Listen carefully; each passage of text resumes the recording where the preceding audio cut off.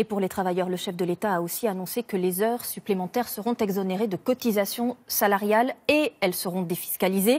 Il encourage aussi les entreprises qui le peuvent à verser une prime de fin d'année. Alors combien le feront ? Comment réagissent les premiers concernés ? Reportage dans une société qui emploie 190 personnes. Laurence Decherf, Marius Gatou et David Fossard. Mesurer, expertiser, concevoir des constructions, 190 salariés travaillent dans cette entreprise du secteur du bâtiment. Des ouvriers, des géomètres ou des chefs de projet et des salaires très variés, du SMIC jusqu'à 7 000 € bruts par mois. Une prime de fin d'année exonérée de tout impôt. Pour les employés, ce n'est pas suffisant. C'est un bon début, mais pour moi, c'est pas pérenne. Donc en effet, cette prime, c'est une bonne chose pour les fêtes qui approchent.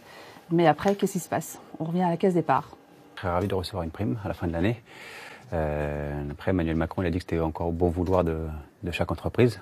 Donc voilà, j'attends de voir si les bénéfices seront à la hauteur de notre travail et si on touchera effectivement une prime ou pas. Mais pour l'instant, c'est pas acté. La direction ne sait pas encore si elle sera en mesure de verser une prime. Tout dépendra du bilan 2018 de l'entreprise. C'est un outil, un dispositif dont nous souhaiterions pouvoir être utilisateurs en cette fin d'année. C'est peut-être difficile parce qu'on est très court par rapport aux délais qui nous sont laissés, mais si elle existe également en 2019, oui, certainement.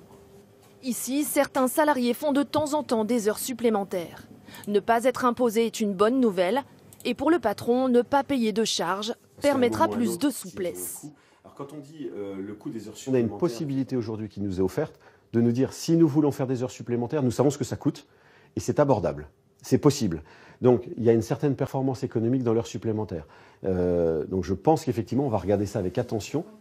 L'entreprise fait ses comptes et espère bien, grâce à ces mesures, redonner un peu de pouvoir d'achat à tous ses salariés.